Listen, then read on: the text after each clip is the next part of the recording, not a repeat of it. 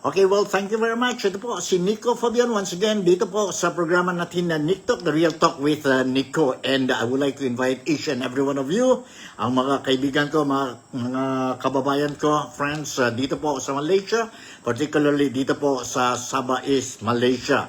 And very specific dito po sa Kota Kinabalu. Ito po si Nico Fabian. Once again, would like to say magandang araw sa inyong lahat and hope everything is fine with all of you.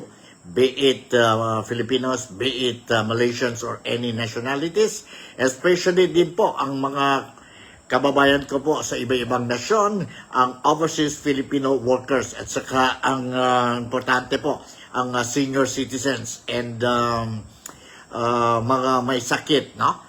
Hopefully, I hope that yung mga may sakit, you will recover soon. And mga senior citizens natin, ang mga sabihin natin experience Filipinos, retired Filipinos, and that is the senior citizens. Magandang araw sa inyo po. Good morning, good afternoon, and good evening. In Malay, we say it, salamat pagi, salamat patang, and salamat malam. Okay, diretso na tayo po sa programa natin. Today, March 22, and it is Saturday na naman, weekend. Hope you will enjoy this weekend po, no? It will be a very fruitful weekend, Saturday and Sunday po. Sunday, bukas. Now, don't forget, ang mga Roman Catholic natin po, no? Mga brothers and sisters natin embracing the Roman Catholic faith as well as mga Kristiyano, Sunday is a day of obligation po. And let's also give our support and make this month of Ramadan or fasting month sa mga brothers and sisters natin, mga embracing Islam. Now, let us help them make this month of March as sabihin natin solemn fasting a month for all of them. Alright? Okay, umpisa na tayo po sa programa natin. Nagsalita na po ang INC or Iglesia ni Cristo po tungkol ang issue, very hot issue and hindi naman controversial, pero marami ng mga Filipinos na galit po dahil nangyari kay former President Rodrigo Roa Duterte who was arrested ba o surrendered ba? And was brought to Netherlands and now under the custody of the International Criminal Court po. And yes, nagsalita na po ang INC. Nagsalita na ang INC tungkol sa issue and apparently ang mensahe ng INC, no? Ang official ng INC, they say hindi dapat si former President Rodrigo Roa Duterte or si Tatay Digong hindi dapat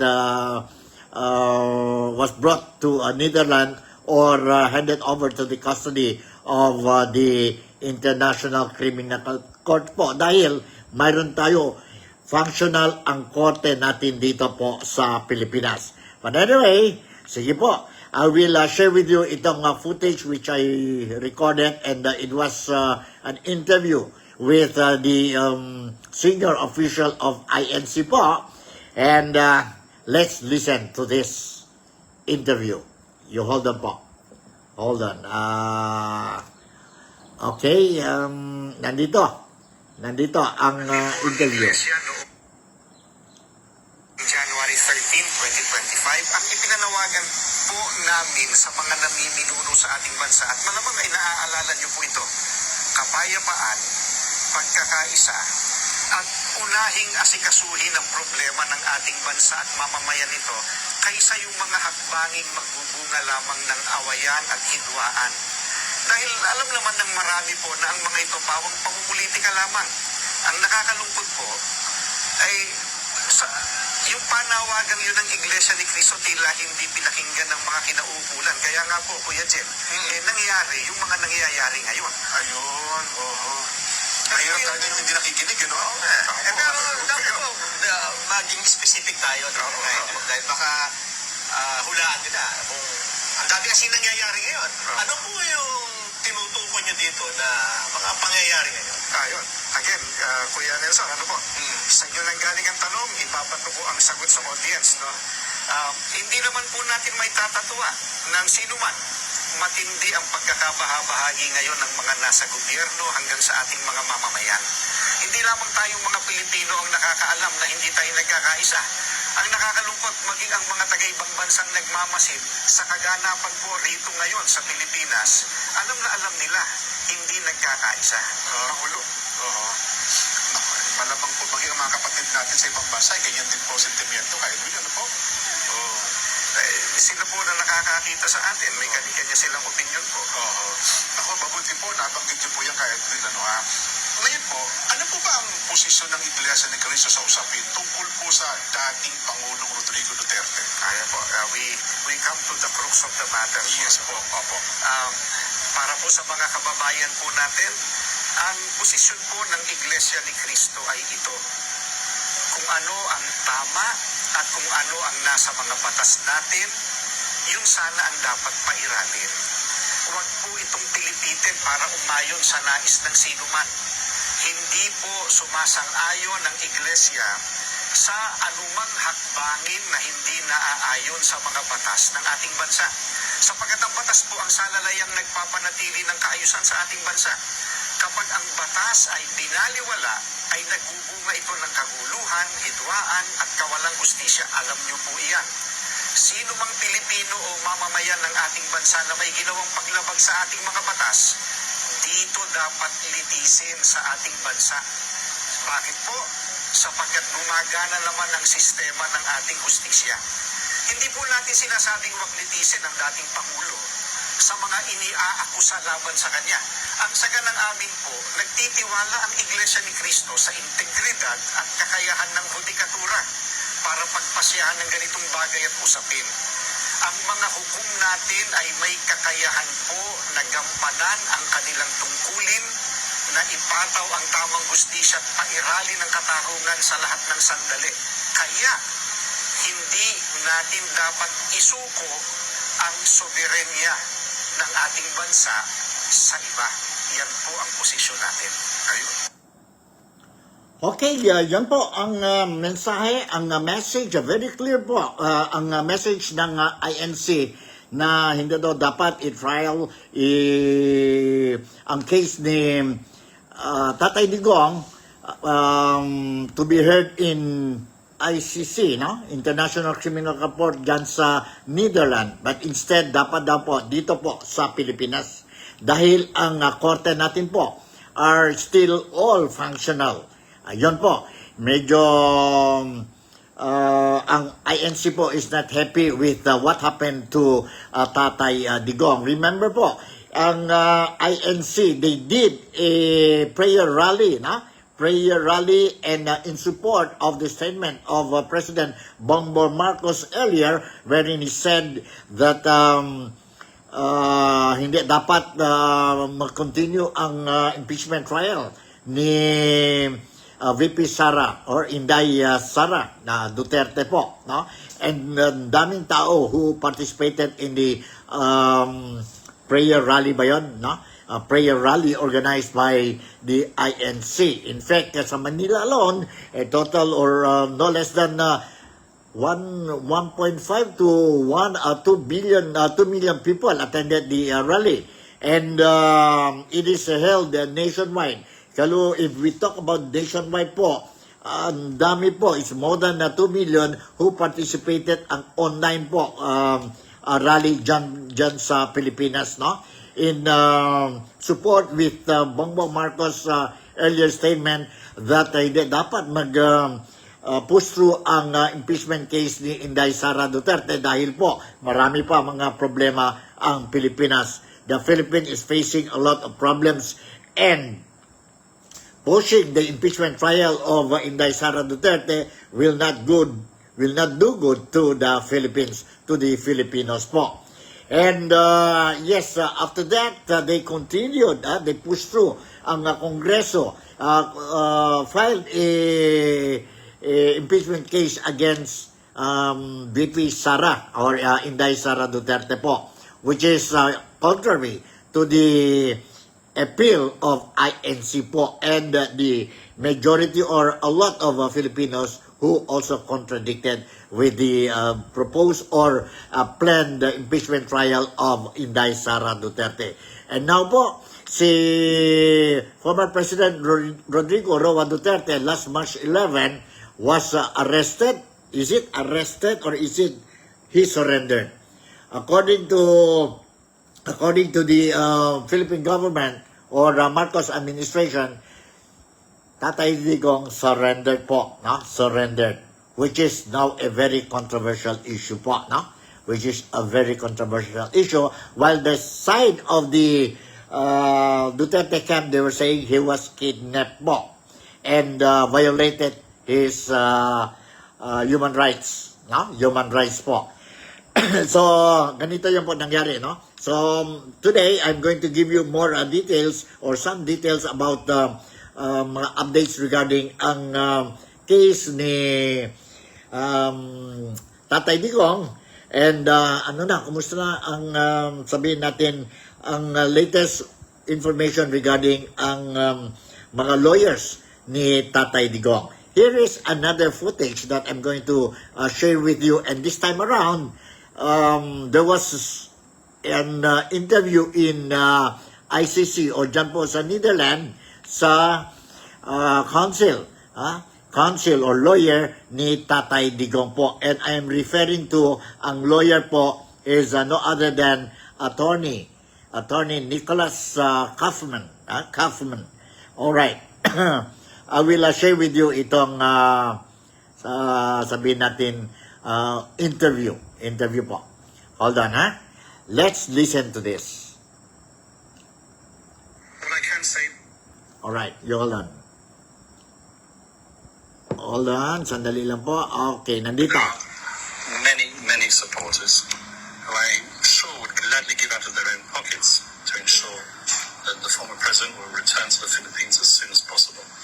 The Vice President was saying a while ago that they will do all means to be able to bring the president back to the Philippines after elections or prior to the elections. Why not?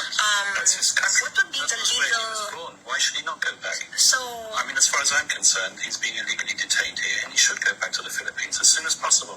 so that will be a route to be able to bring him back. He will be filing petitions or appeals to bring him back to the Well, I Philippines think you prior have to to the draw me on the chronology on when I'm intending on introducing an application for interim release.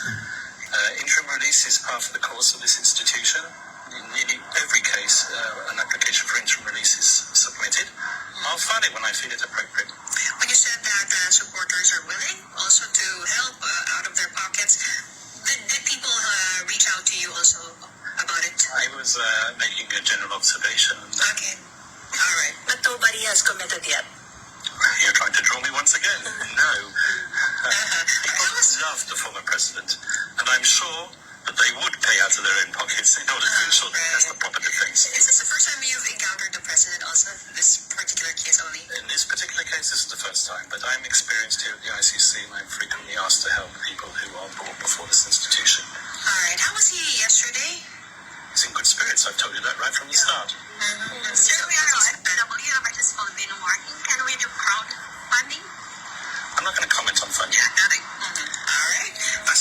Sir, you mentioned that as far as you're concerned, the former president is legally detained. So that's your... Illegally detained, not legally detained. Illegally. Yes. So you and the president were already able to tackle, more details about the case yesterday.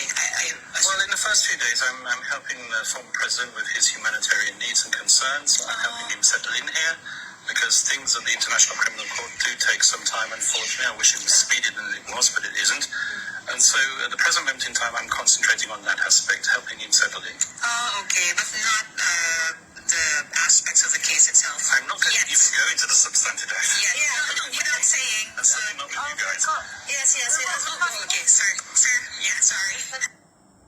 All right, that's it. The counsel of Tatay Digong, si attorney Nicholas Kaufman, and as what you heard, narinig niyo po, that he's still hopeful that Tatay Digong will be able to go back home as soon as possible po, because he believes that the bringing in of Tatay Digong to the custody of the ICC po is or was illegal po.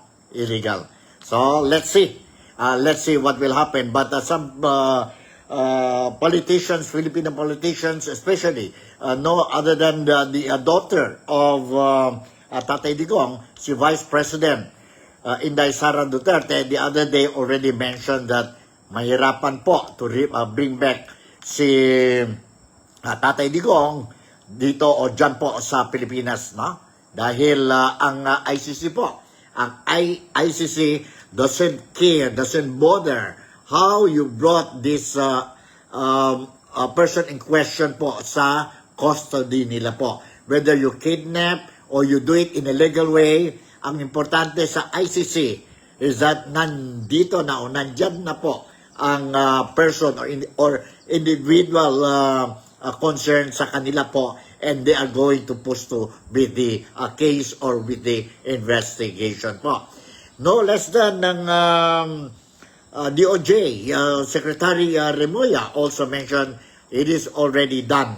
Ibig sabihin, si Tatay Digong mahirapan na po magbalik dito o dyan po sa Pilipinas. Sabi nga ni Inday Sara Duterte din po during an interview, earlier interview, sabi niya, move on na mga Filipinos, and she will continue to play her role as the Vice President of the country, and at the same time, she will continue to play her role and do everything to protect the interest and welfare of her father, si Tatay Digong. Tatay Digong. So, nandito naman, I'll give you another footage sa interview ni Inday Sara Duterte or ang Vice President natin, si Vice President Inday Sara Duterte.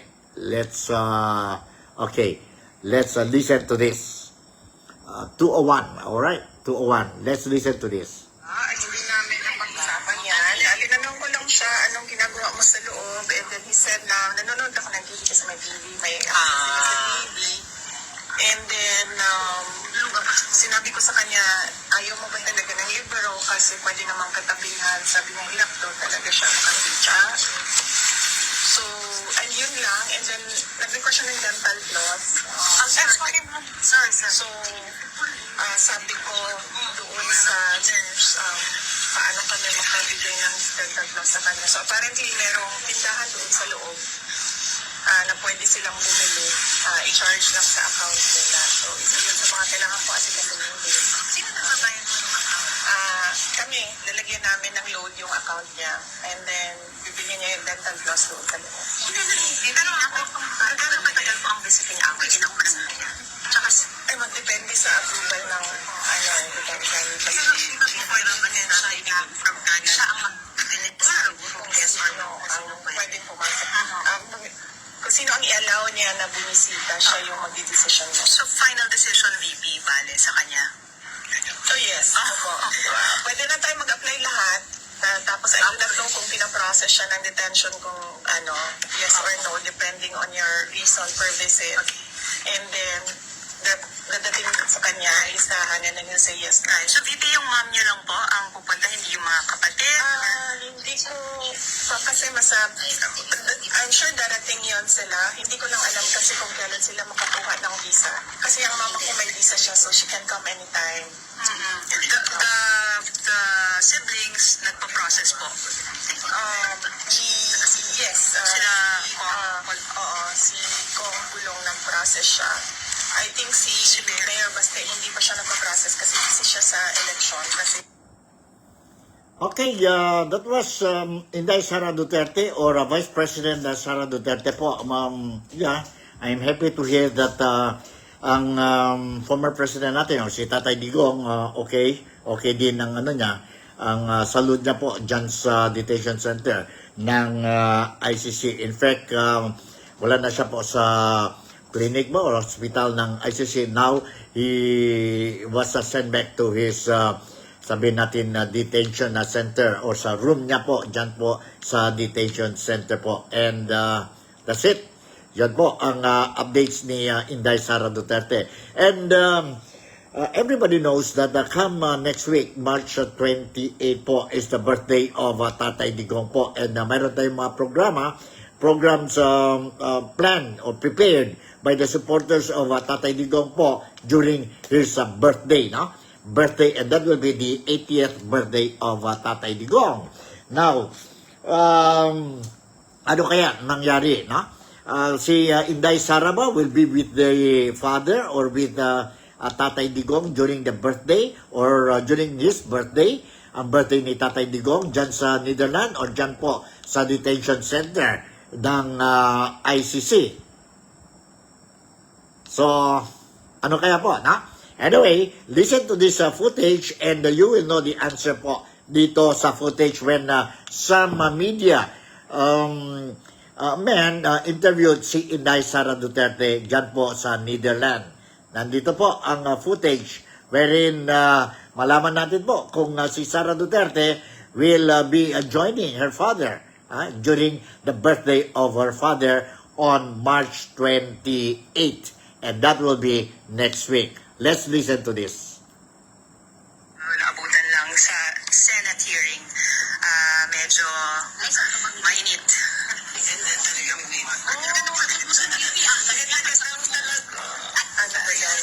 Anong reaction mo doon sa nangyaring pagdinig? Nagkabulbul na yung sagot nila eh. Yun yung reaction ko eh. Parang nagkabulbul na yung sagot nila. And kaya nga sinabi ko kanina na huwag na natin pag-usapan kung tama ba or mali yung pagdala sa kanya dito kasi mali naman kasi talaga yun. Wala siyang basis in law. Ang pag-usapan na lang natin, anong gagawin natin moving forward kasi napakahirap na ang discussion natin, nandun pa rin tayo sa tama or mali, nandiyan na sa loob yung tao.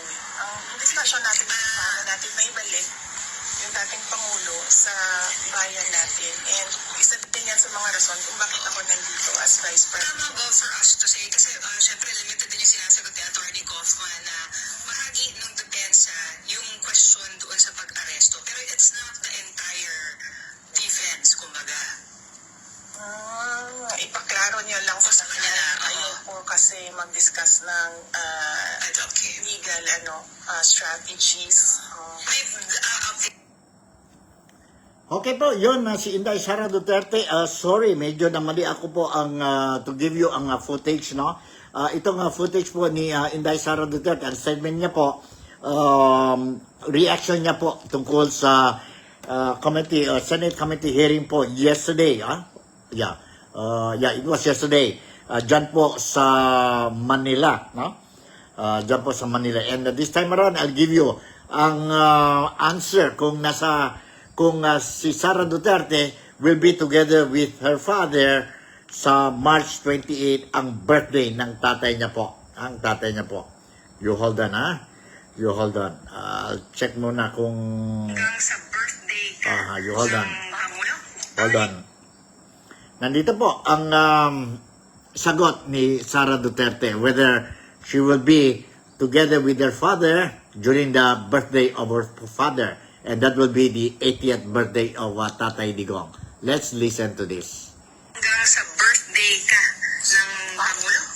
Yes, sigurado yun hanggang birthday. 28. So 20. Okay. Sino pa yung hindi mo i-maximize yung visa na hindi mag-April? Hindi ako makakabalik. Paano na yan? Ubusin ko yung number of days na allowed. So, kailangan ko rin reserve yun para makabalik ako dito to check on the date. Okay po. Alright.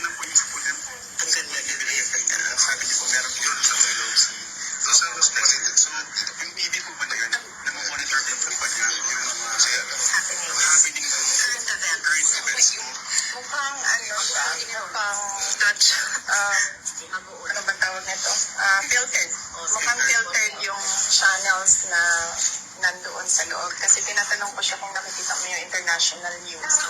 Kasi ang pinapanood lang din ni Pangulong Duterte ay news lang din. Sabi niya hindi. Aside from watching TV, are there any other things that he does? Supposedly reading, he loves reading. I offered him a book. Pero nga daw, sabi niya, hirap na daw siyang makikita. Yes, ma'am. I'm from Davao City. Opo.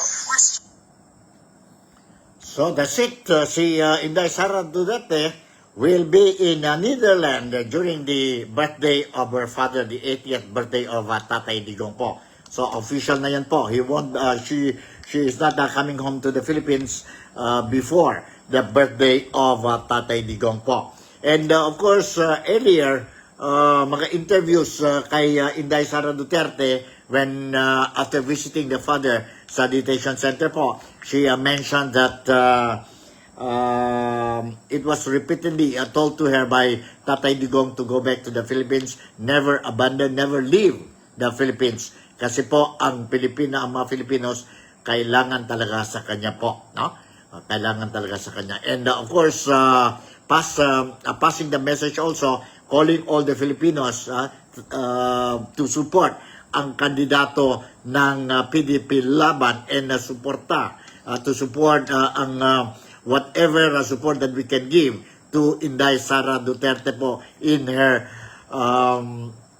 present situation po, because she will be facing an impeachment hearing dyan po sa Senado, dyan sa Pilipinas, starting on July 30 po.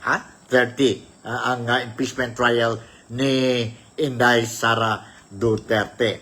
Alright, earlier I mentioned something about the Senate hearing, which is being chaired by the elder sister of the President, si Bongbong Marcos Jr. po. And she is the chairman of the Committee on Foreign Affairs po.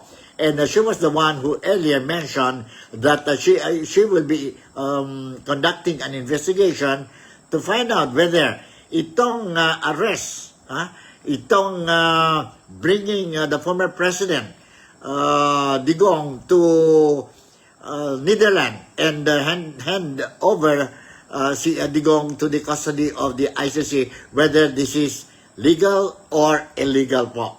So, kahapon, mayroon nag-umpisa na po ang first session hearing ni Senator Amy Marcos po, and I'll share you a portion of this hearing po, dahil the whole day po, mahaba ang hearing, and I won't be able to give you the full hearing po. I just recorded portions and portions of it po, so that you will also have the idea. In fact, yesterday, during my blogging, I already shared some of the footages po, or video clips. But anyway, I will share you this footage once more. Si Senator Amy Marcos is raising the issue whether Duterte surrendered to the ICC or it was an extradition. It was an extradition.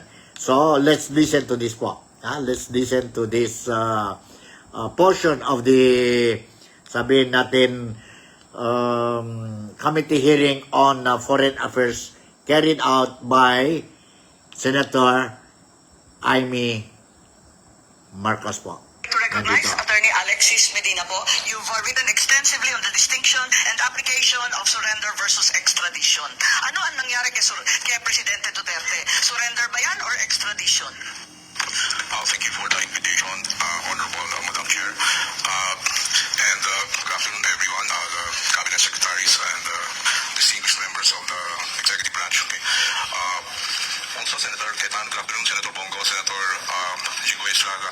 Going back to the question, there was the proposition that the immediate surrender of the person arrested to the jurisdiction of a foreign government, or foreign state, or international tribunal can be undertaken without judicial proceedings under 9851 Section 17. I respect the opinion of our hardworking and brilliant Secretary of Justice, but nevertheless, I respectfully disagree. Surrender without judicial proceedings might amount to a violation of the liberty of abode that is guaranteed by Section 6 of the Bill of Rights. Klaro mga kababayan, violation of liberty of abode. Liberty of abode cannot be impaired without a lawful barrier for any government action that would simply compel an individual to change his residence. So to compel a person, to expel a person from his country of residence without a lawful court order by excluding the judicial process might amount to a violation of the liberty of abode. Now, surrender as an option under Section 17 is applicable only in very narrow situations. One is when the person to be arrested has already voluntarily surrendered to the custody of the national government, in which case that negates the necessity of the extradition process.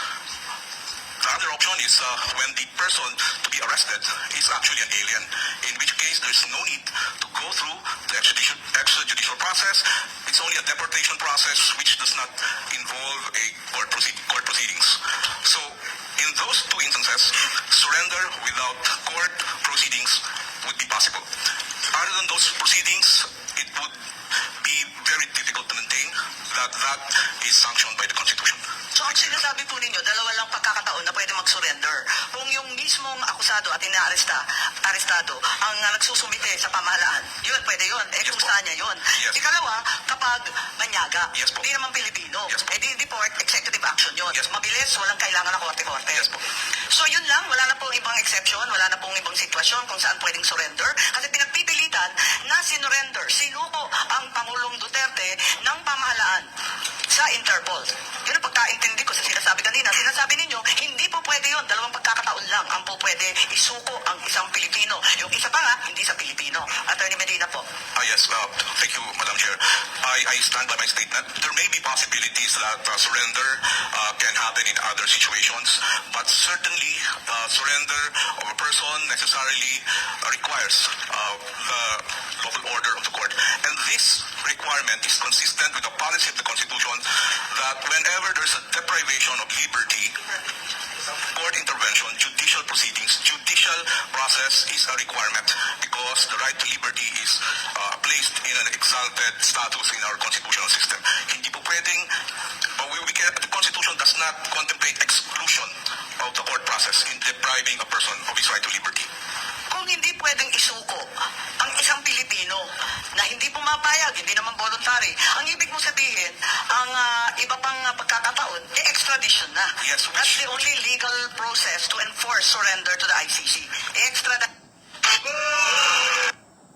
Okay, that's it. Ang explanation ni Attorney Alexis Miranda po when Senator Amy Marcos asked him to explain ano ang surrender at saka ang extradition po. Whether it violated the right of the person or individual in question po, no? In question. And klarong-klaro po ang explanation ni Attorney Alexis Miranda na dalawa lang po ang options po when it comes to extradition and surrender po, no? So apparently the way things are moving, kayo na po maghusga, and we look at it based on the explanation of this Attorney Alexis Miranda that there was a violation yon sa pag serve ang sabihin natin na warrant of arrest kay Tatay Digong, and subsequently he was brought to the Netherlands and handed over his custody to the International Criminal Court or ICC po. Yan. Kaya na po maghusga po. My position dito po is just to share with you anong mga latest updates dito po sa issue na ito po, no? About Tatay Digong now under the custody of the ICC. And of course, during the hearing yesterday po, we will share you another footage po regarding ang dami na po sa social media, ang dami na mga comments of both negative and positive comments po regarding ang action taken by no less than the CIDG chief, no? Si General Nicolas Torre. And now hot issue ito po, and ang dami din po nagbasa kanya regarding the manner the manner he, sabihin natin, executed the warrant of arrest kay Tatay Digong po. And of course, according to the to De La Torre or to Torre, and of course to the Marcos administration, that they only extending assistance to the Interpol and not to the ICC. ICC po. So kayo nang bahala po to excuse me, to sabihin natin maghusga na kayo po, ha? Kayo nang bahala. Alright, let me share you itong footage po. Si Amy Marcos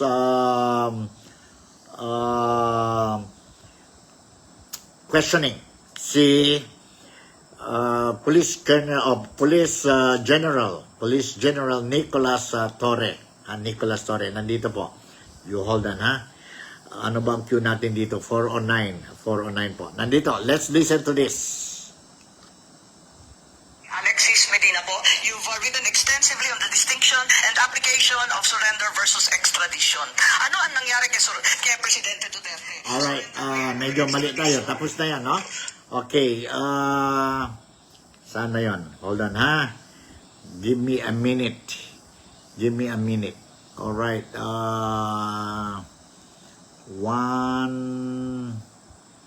saan na yun? 112. Okay, 112. Nandito po. Senator Amy Marcos pinuking si General Nicolas Torre. Hold on, ha? Uminit ang ulo dahil sa Hold on. Alright, nandito. Senator Amy Marcos pinuking si General Nicolas Torre. Uminit ang ulo dahil sa pamabasto sa dating Presidente Rodrigo Duterte. Ba't kayo masyadong nagmamadali? Reglamentary period, mamalasin naman kami pag hindi namin ginawa ang trabaho Bakit? namin. Na-diffusion lang naman yan eh. Wala nga commitment pinag-uusapan dun eh. Wala nga red notice, pambira eh. This Ba't is kayo a- nagmamadali? Ano yung reglementary period mo? May I refer you to the SOJ, ma'am? If the SOJ wants to answer that. Di ba pwede kayo na muna? Ay, naamin mo warrantless arresto. Kasi yung Article 125 ng RPC does not apply kung may warrant. So, inaamin mo walang warrant. Make up your laws. mind, General Torre. Warrantless arrest ba to o may warrant? To believe that I have a warrant at this time. I just don't want to be... Di walang reglementary period, mamili ka. Kapag warrantless arrest, edi may period. Kapag may warrant, walang period. Just the same, ma'am. I have to Hindi deliver him to pareho judicial yun, proper authority. kapatid. And I'm being cautioned by the DOJ, ma'am, that it may be sub-judicial ready to discuss that because of the habeas corpus pending in the Supreme Court, ma'am. Pati ba naman ang revised penal code, naging executive session, pambihirang buhay ito. Okay. Alright, yan po si si Senator Amy Marcos and si General Nicolas Torre po regarding the issue. Alright. Now, during the hearing, mayroon din po who attended the hearing po is no other than Senator Alan Peter Cayetano po. And let's listen to this conversation po, no? Between Cayetano, his line of questioning po tungkol sa issue si Senator Peter Cayetano. You hold on. Ano ba ito? Peter Cayetano. 402. Let's listen to this po. So, can I just interject one question kay General Torre? So, sir, when you read the Miranda rights, did you explain the nature and cause of the crime that he's being accused of? Yes, sir. Yes. This is on record and caught on video, sir. Yeah, sorry about the... I don't know lang kasi about the record, so I'm not doubting you. Yes, sir. Ang napanood ko lang kasi yung standard Miranda rights that you have. So, how did you read to him yung nature and cause? It's a warrant or you... Yes, sir. I read from the warrant, sir. It was extracted from the warrant by the DOJ. So, you read to him the warrant. Around what time po yun? More or less? More around before lunchtime, sir. So, nung hinuli mo pa lang, binasa nyo na sa kanya yung warrant? Kasi yung nakita namin video, sir, sa airport, the wife of former E.S. Miguel was asking nga, diba? And Ma'am Hanilet was also asking. At sinabi nyo, I don't know answered, but basically hindi nyo pa pinakita yung warrant nun, di ba? Nung yung mga video na yan, sir, gabi na yan, sir. Tapos na lahat na yan, sir. Paulit-ulit na lang, inuulit-ulit No, na lang. what I was saying is that ang nakita kong video, yung palabas pa lang sila, and you were informing him naman na meron warrant, di ba? Palabas sa tube, sir. Sa tube, oo. Nung palabas sa tube, sir, when the party of the former president is going out of the tube, doon, sir, sa mismong junction ng tube at saka yung moving junction, sir, ng tube, he was already met by PG, who attempted to read him his rights. Okay. And they said, wag na, papabayin natin ang tension doon na lang sa 250th. Okay, so they attempted to read him his right, and dala nila yung warrant nun, hindi ba? Yes, sir. Dala na, sir. Dala na nila? They will not. So yung issue na walang dala, that's not true kasi dala nila. Hindi sila lalabas sa plane, sir. Yun ang kondisyon nila. Hindi kami lalabas sa plane pag wala yung warrant. Warrant. Yun ang Yun yung warrant. Okay. Yes, sir. So did you or any of the people who were serving the warrant explain to him the elements of the crime? Yes, sir. The whole warrant was What are already given to them. So just because it's simple naman, what are the elements of the crime against humanity na may murder? If you explain to him, then you can explain to me, di ba? So what's the elements? During the time, sir, it was not me who attempted the reading of the rights. It was the prosecutor general. Yes, sir. But sabi mo, you know the elements of the I read to him in toto what was written on the warrant, sir. I read the warrant. Wala dun yung elements of the crime. We did not say that I know the elements, sir. I just Yes. read to him exactly the charges in accordance with what is written in the Yes, sir. warrant. I'm not arguing on the opinion and the legal kasi ito factual pa lang. But my point is, when you arrest a Filipino citizen for theft, for inciting to sedition, etc., meron po tayong legal maxim that ignorance of the law is not an excuse thereof. So, we are, as Filipino citizens, dapat alam natin yung law, di ba? So, pag inarrest mo yung isang tao, ano yan, bagransya? Sandali lang, sir. Na-repeal na yung bagransya, hindi na ano yan. But I'm arresting you for what? For theft. You don't need to read the elements because alam na ng Pilipino yung nature and yung cause nung theft. But since this is a foreign court, and it's not even in the Rome Statute, yung elements. It was passed later on. So ang point ko, was the accused, in this case former president, aware of what he was being accused of? So I'll stop there, sir. Factual lang naman, and I take your answer that it was the warrant was there, it was read to him, and there were different. I won't go to them now. I'm just Alright, yun po, si Senator Alan Peter Cayetano po questioning si Police General Nicolas Torre po regarding itong issuance of the warrant of arrest against our two Tatay Digong. Klarong-klaro po, no? Klarong-klaro po na ang mga points ni Senator Peter or Alan Peter Cayetano, no? Now, it seems to me it's getting clear na po whether this is legal or illegal po, no? Ang serving of the warrant of arrest to Tatay Digong. No wonder po ang mga Filipinos, no? Karamihan ng mga Filipinos, they are not happy with how the execution of this warrant of arrest to Tatay Digong. Anyway, nandito pa rin isang footage po regarding si Senator Alan Peter Cayetano, and this time around kay Attorney Alex Miranda po. They have some question and answers po, and let me share with you itong footage. Okay. Ang queue natin is 218. Sana yung 218, ha?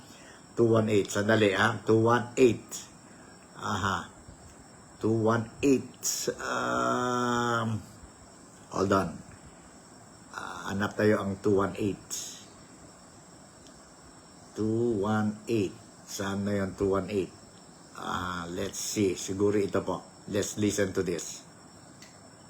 Is the ability to seek legal remedy part of due process? Meaning, if you deny me, if you're accusing me of something, my warrant of arrest, and you don't allow me to go to Philippine courts, is that denying you due process? Absolutely, Your Honor. Without casting any aspersion on the character or competence of the officials involved. Yeah, I'm asking a general question. I think SOJ naman is listening and they will answer. So, going back to surrender. So, if may foreign court ngayon, I look, have it somewhere here, pasensya na kayo magulo. Senator Trillanes was saying in May 2024 na 3 batches of warrants to. First daw is si PRD, after that daw, Senator Bato, Senator Bongo, etc. And then sa third batch, military and police officials. So, I agree with Senator Bongo na wala na tayong magagawa in the sense na nandiyan na si PRD. But I disagree na hindi importante itong hearing kasi kung may second, third, fourth batch pa yung warrants, it's important. And take note tama po ba ako, during the time that the Marawi uprising or the Marawi siege, Secretary Anyo, we were still under ICC noon, no? Kasi that was tama po, di ba, when we were in Russia. So you know, if a terrorist who survived goes to the ICC and shows them pictures of 19 women or children who were died and comes up with a witness and tells them, alam nyo, from President Duterte to Sec Anyo to the Chief of Staff to ganito, they planned this, they killed this ganito. It may be not true, it may be totally false. So if the ICC issues a warrant here, I want to make sure that every officer of the AFP has his day in court before they're sent to Hague. So valid itong hearing na to. As I said, may emotions lang and let's excuse all of ourselves kung minsan may konting emotion, but we just want to clarify this. So yun yung context ng tanong ko, Tony. So, that's it. Si Senator Alan Peter Cayetano po and ang explanation ni Attorney Alexis Miranda po regarding the issue. So, this now, mayroon na tayong picture.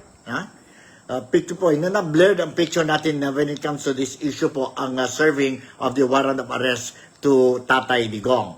And whether this is legal or illegal po, no? Ang handing over of Tatay Digong to the custody of, sabihin natin, ang,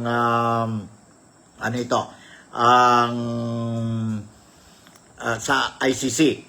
Sa ICC. So, klarong-klaro na po. Now, it is getting more clearer po. And, but unfortunately, wala tayong magawa dahil nandoon na po si Tatay Digong sa custody ng mga ICC, no? ICC. So, ito na po. That's the latest developments na mayroon tayo dito po sa Nick Talk, The Real Talk with Nico for the, sabihin natin na episode, March 22, Saturday ngayon po. And don't worry, I will give you mga updates po, no? Kung mayroon tayong mga updates regarding itong issue, I will make sure that you will be properly informed when it comes to, sabihin natin, ang updates regarding mga issues itong si Tatay Digong. Si Tatay Digong. Anyway, for my last footage, I just want to share with you another footage po.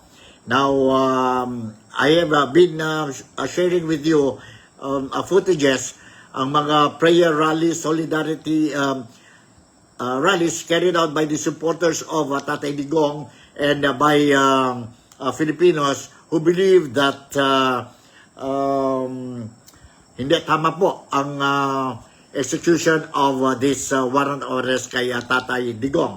And in Zamboanga po, mayroon tayong footage dito po wherein mayroon din sila sort of peace rally or a gathering in support to Tatay Digong po. Itong issue na na sabihin natin illegal ang bringing in Tatay Digong sa Hague or sa Netherlands or handing over to him sa ICC or criminal investigation sa International Criminal Court po. let's listen to this brief.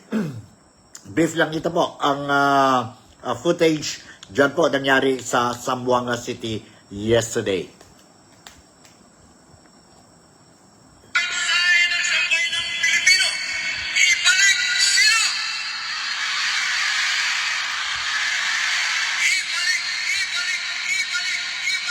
Ibalik si Duterte. Ang usapin ko ngayon ay hindi lamang si Presidente Duterte. We have to go beyond Duterte sapagkat ang isyu ngayon ay isinuko ang soberenya ng Pilipinas. Kailangan ibalik si Duterte rito. Kung makipakita natin sa gobyerno ito, tayo ang nagluklok sa pamahalaan. Tayo ang nagluklok sa mga kapangyarihan. At tayo ang tatanggal sa kanila. Kaya tinatawagan natin ang Pangulo ng Bansa. Tinatawagan natin ang mga senador at ang mga kongresista na lumalabag sa karapatang pangtao at ng saligang batas at isinusuko ang soberenya ng bansa. For whom the gods wish to destroy, they first made man. Sa wikang Pilipino, ang mga taong gustong itapon sa bangin, itulak sa bangin, at ibaon sa lupa. Ito ay pinaliligaya nila lasing muna sa kapangyarihan bago pugutan ang ulo. Iyan ang mangyayari sa inyo pag hindi kayo tumigil at hindi nyo ibalik si Duterte dito sa ating bansa.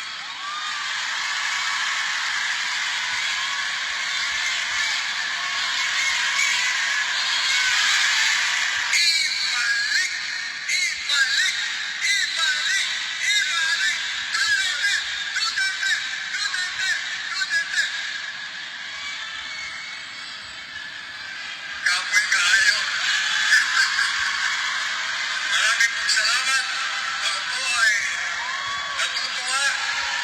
Isang karangalan na makasalamuha kayo dito sa Zamboanga. Magandang gabi po sa inyo.